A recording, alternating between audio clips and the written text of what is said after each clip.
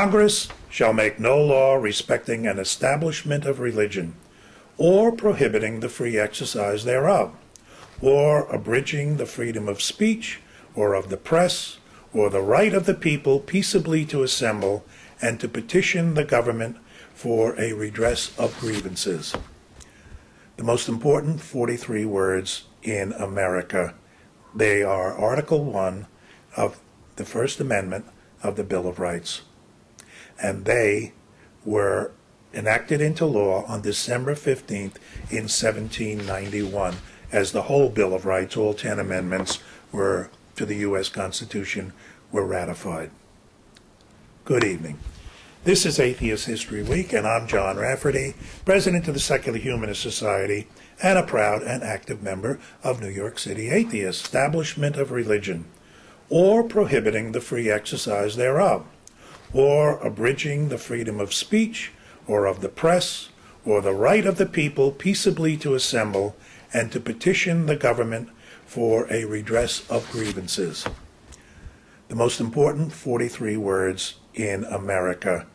They are Article 1 of the First Amendment of the Bill of Rights. And they were enacted into law on December 15th in 1791, as the whole Bill of Rights, all 10 amendments were to the U.S. Constitution, were ratified. Good evening. This is Atheist History Week, and I'm John Rafferty, president of the Secular Humanist Society, and a proud and active member of New York City Atheists. New York City Atheists, which produces this show. Each week at this time, we look at the events in the history of free thought that took place during this calendar week. Events that have to do with atheism, agnosticism, secularism, humanism, rationalism, skepticism, whatever you have ism, as long as it pertains to free thought. We discuss notable people, the famous, sometimes the not so famous, sometimes even the infamous, who were born or died or achieved something outstanding or notable in this week, this calendar week, I should say. And of course, we also look at religious fun and games like pogroms, burnings at the stake, and other religious and faith-based initiatives. We've already mentioned the adoption of the Bill of Rights in 1791 on December 15th. Now let's look at some of the people who made their mark during this week, this calendar week. I want to start with somebody important to me, Paul Kurtz.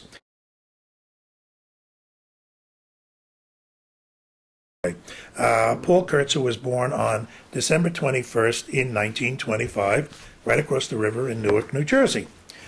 He's a professor emeritus of philosophy at the State University of New York in Buffalo, but he is most famously known as the founder of the Council for Secular Humanism, for the Committee for Skeptical Inquiry, and the Committee for the Scientific Investigation of the Claims of the Paranormal, PSYCOP, the Center for Inquiry, and Prometheus Books, the publisher.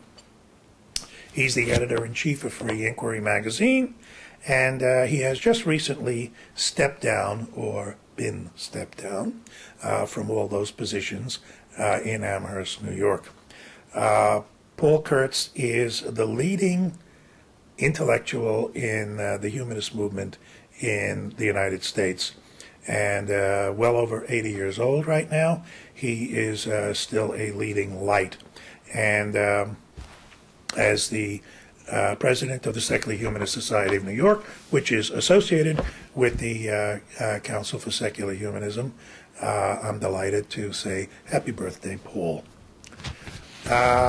Another skeptic, freethinker, humanist, born on December 21st, but this time in 1930, is Ed Dorr. Ed,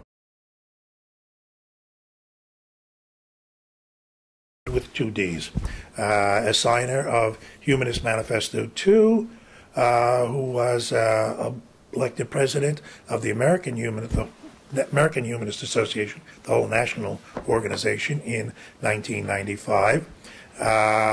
He has written for the Humanist magazine on many, many issues.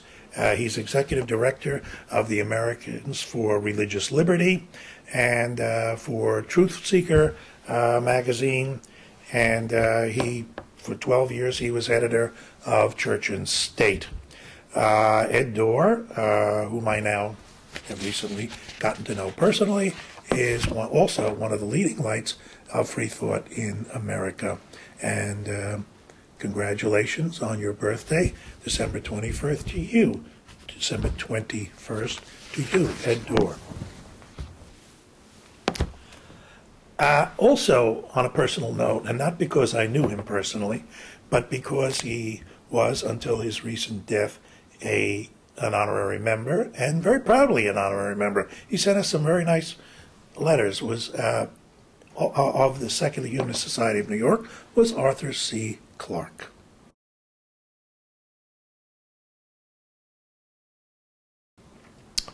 Born December 16th in 1917, and who will be remembered as long as motion pictures are remembered, because his story, The Sentinel, was made into Stanley Kubrick's film 2001: A Space Odyssey. Arthur Clarke has written, now he's gone, but he wrote many, many science fiction stories and novels, and he was not just a fantasy writer. This was a guy who really understood science.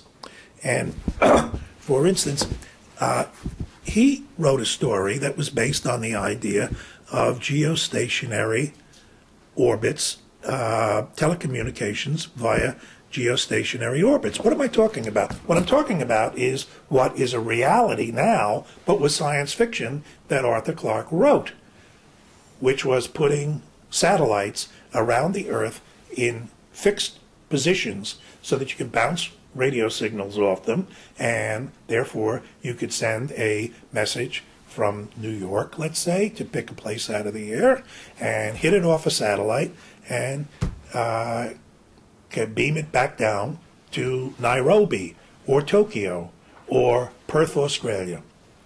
Arthur Clarke, he also advocated the establishment of space launches on the equator for the very simple reason. This man understood that the Earth moves faster at the equator than every place else, because the whole Earth turns at the same rate, but the equator is actually relatively faster because there's more ground to move.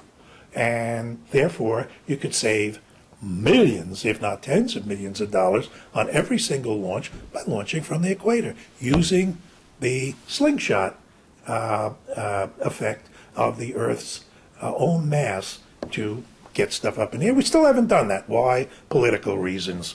We want to launch from the United States. The Russians want to launch from Siberia, etc., etc. Any rate, Arthur Clarke was a lifelong non-believer. He refused when he was doing his military service in the RAF, and he told them, nah, don't put down anything. They insisted upon putting Church of England on his dog tags, and then he finally convinced them to put pantheist, whatever that is. We know what it is. Religion is the most malevolent of all mind viruses, he wrote. We should get rid of it as quick as we can. And late in life he wrote, finally, I would like to assure my many Buddhist, Christian, Hindu, Jewish, and Muslim friends that I am sincerely happy that the religion which chance has given you has contributed to your peace of mind, and often, as Western medical science now reluctantly admits, to your physical well-being. Perhaps it is better to be unsane and happy than sane and unhappy, but it is best of all to be sane and happy. Whether our descendants can achieve that goal will be the greatest challenge of the future. Indeed, it may well decide whether we have any future. Arthur Clarke, born December 16th in 1917 and died just last year. George Santayana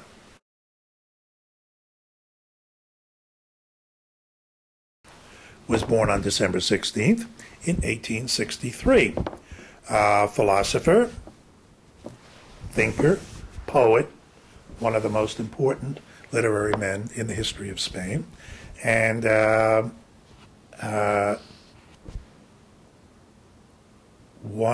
someone whom we should all know a lot better. We should have to abandon our vested illusions, he wrote, our irrational religions and patriotisms. He wrote that in The Life of Reason, Reason in Art. Wisdom comes from immortality, he wrote. What religion a man shall have is a historical accident, quite as much as what language he will speak, echoing the same thing that Arthur Clarke wrote to his various friends almost a century later. And no religion has ever given a picture of deity which men could have imitated without the grossest immorality. George Santayana, born December 16th in 1863, and a pretty important philosopher of the 20th century. I don't go into any deeper because I've never read any of his philosophy, but I take everybody else's word for it. Was Ludwig van Beethoven an atheist? No, probably not. Was he a secularist? Yes. His closest biographer wrote that he was inclined to deism, and he received Catholic ministrations when he was finally ill, and his religious friends insisted, what does it hurt to have a priest here to, pray over you and all? And the priest came, did the service, blah, blah, blah, and Beethoven said, applaud, friends, the comedy is over. And his most famous, Beethoven, most famous, doesn't make sense. Most famous, there are 30 things that are most famous. But the Ode to Joy is probably the most famous. Okay, the Ode to Joy sets the poetry of Schiller to music. And Schiller was an outspoken deist, pantheist, sometime atheist. Beethoven certainly knew that when he was applying Schiller's poetry to his music. He knew what he was doing. His biographer also said, there is no record of Beethoven ever attending church service or observing the orthodoxy of his religion. He never went to confession. Generally, he viewed priests with mistrust. Gee, I wonder why.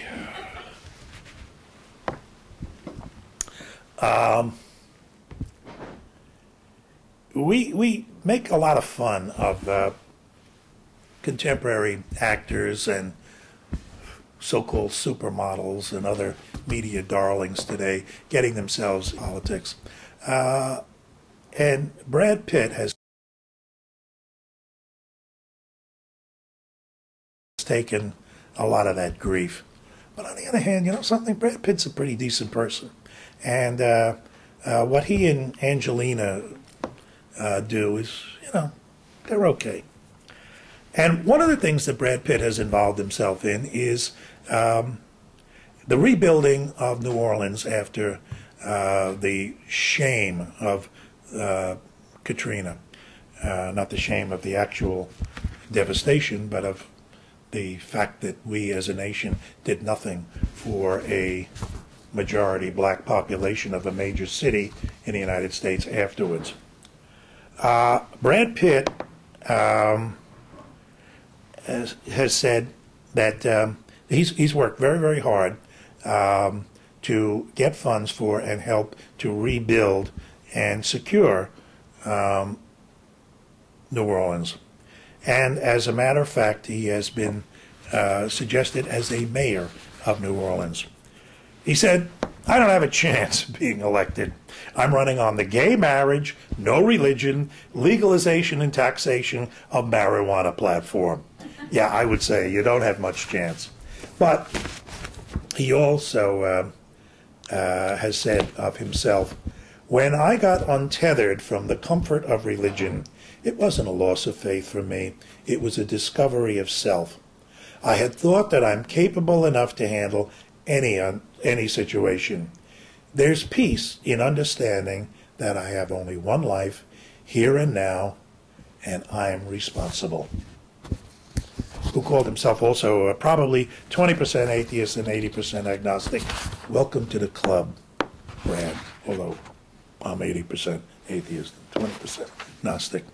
100% atheist, one of my favorite people who died far too young at the age of 52 from prostate cancer in 1993 was Frank Zappa.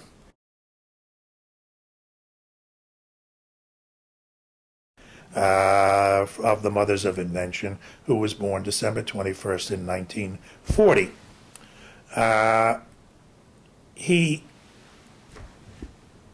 was a rock star and all that implies in the 70s and the 60s and the 70s, and he led the rock star life. He was also a family man.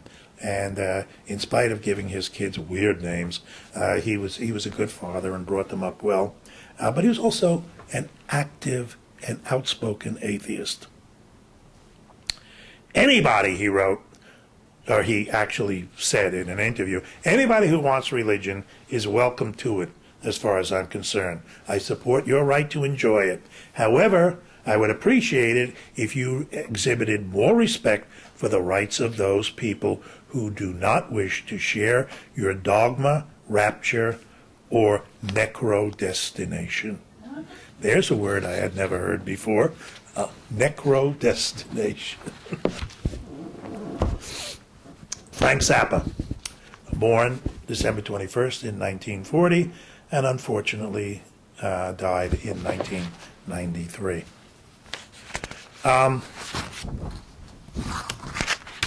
Rebecca West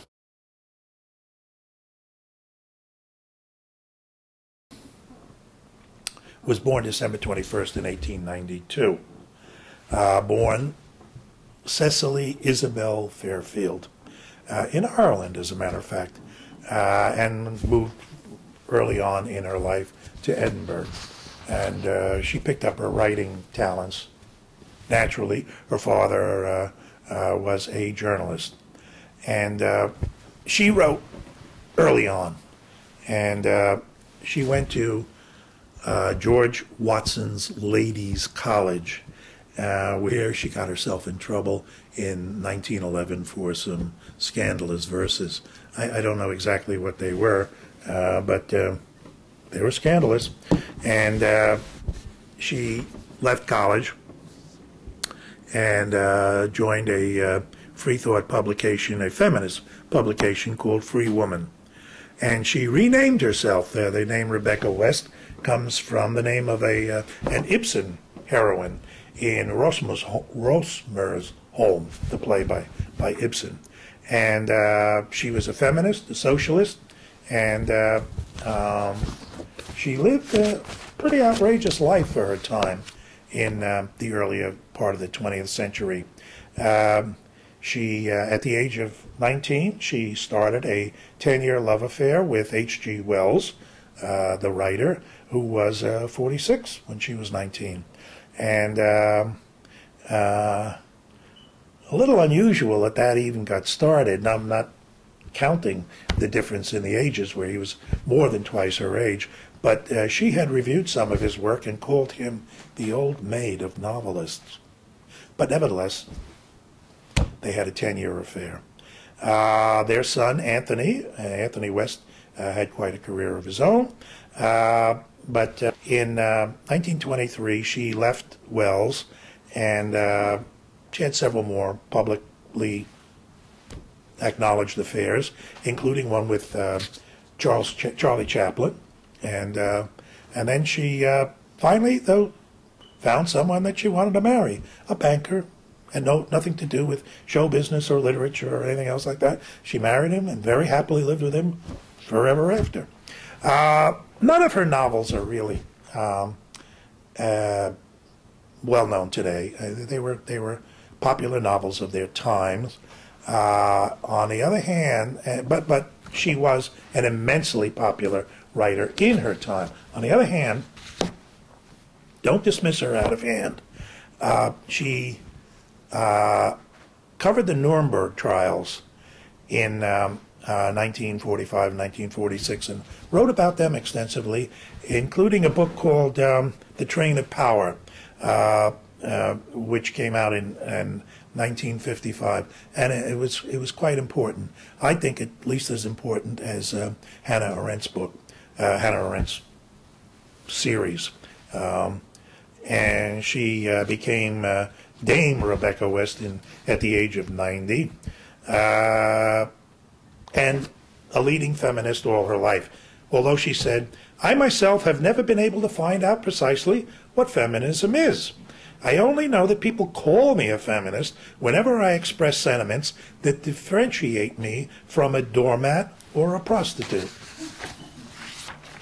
And in 1928, she observed in a speech to the Fabian Society in London, "There is one common condition for the lot of women in Western civilization and all other civilizations that we know about for certain, and that is, women as a sex is disliked and persecuted, while as an individual she is liked, loved, and even, with reasonable luck, sometimes worshipped."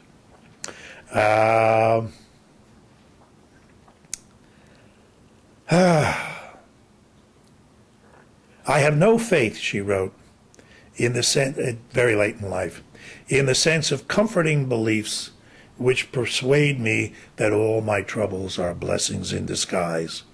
Creeds pretend to explain the total universe in terms comprehensible to the human intellect, and that pretension seems to me bound to be invalid. The belief that all higher life is governed by the idea of renunciation poisons our moral life.